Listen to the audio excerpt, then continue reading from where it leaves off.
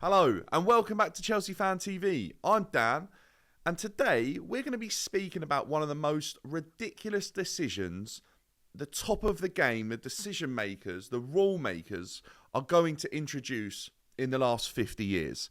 There are talks, very, very serious talks, more than likely this will happen, the introduction of a blue card to football. This is effectively a sin bin. I just don't know why, when football wasn't broken, the main thing they still haven't got right on so many different levels is VAR. They're going to throw something else into the mix. I don't think the introduction of VAR has highlighted a need for a blue card. I very, very rarely hear the introduction of a blue card being mentioned or a sin bin to football. I think this only ever gets mentioned when you see how well rugby use this rule and the Six Nations is on. So someone's probably watched the Six Nations and gone, that is such a good rule, I'm going to put that in our game. Does football need this? I'm not sure. Let me talk to you about the most concerning things I think this rule could do and damage our game. Right now, there is a grey area between red cards and yellow cards. What lies right in the middle? What's not quite enough to be a red and what isn't quite enough to be a red that's a yellow? There's that grey area that always causes the controversial talking points. Well, once you add in a blue card, you not only have one grey area, you get two. So already the referees are unclear on the one and not competent enough to be consistent, and the rules are obviously not followed well enough or written well enough for consistency to be applied. There then needs to be two to make it more difficult for everyone. Can you imagine that when VAR is trying to make a decision, it's like blue card, maybe, not sure. Yellow card, maybe, not sure. Hang on. Could this be a red? They've not only got to decide between two cards, they've got to decide between three. This is going to be a nightmare. It's going to make the decision-making process in VAR even longer. I just cannot understand who thinks this is a good idea. Why don't you address fixing and solving the use of VAR and correcting the offside rule so that the game isn't ruined for absolute minuscule differences that then is absolutely no advantage gained. It's crazy. This isn't something that is a priority for me. It's going to be tested, apparently, after a couple of meetings in March in the lower leagues of the game. Can you just imagine this in the big games every weekend? This will be horrific.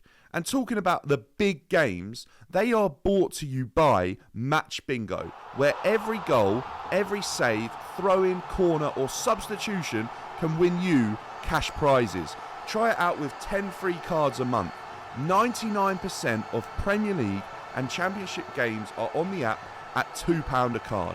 Every card purchase supports the Stroke Association. Players must be 18 and over. Please play responsibly. Terms and conditions apply.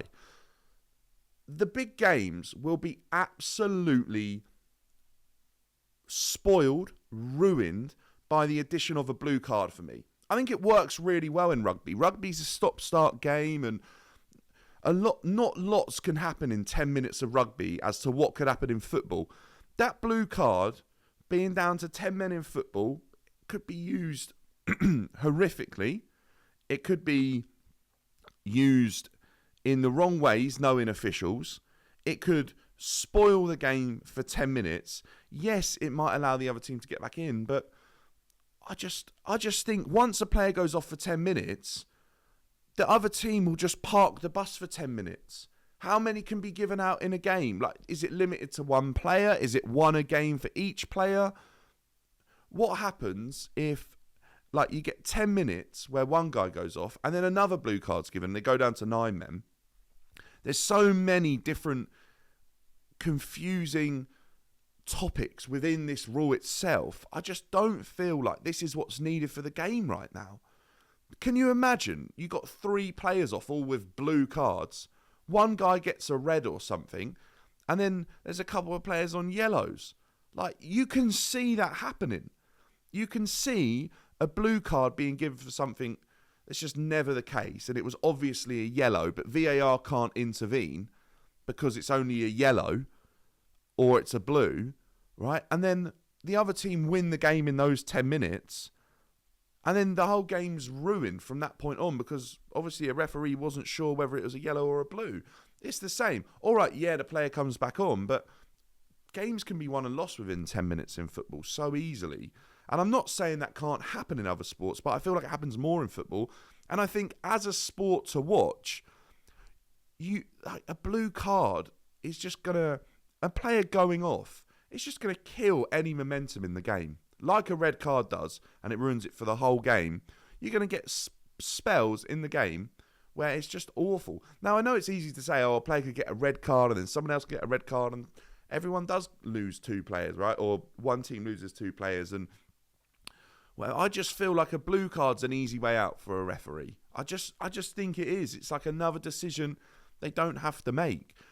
There's so many confusing points, and I'm against pretty much every single thing. The only thing I like with this rule is the colour they've chosen for the card. Blue is the colour, and that's the only benefit I can see that this rule has, is that they've actually chosen a good colour for a card. So many negative implications for me.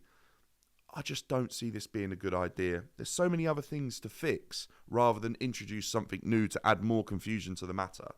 VAR is an absolute mess, a shambles. We all know it is. It's in the hands of the wrong people. You could give this to 2 neutral fans every game, and I reckon they'd get it spot on. Because everyone I ever speak to knows exactly how to use VAR.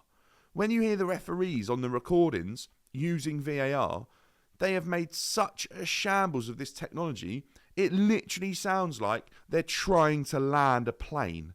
When it's very simple, you get an instant replay of the decision and you can decide.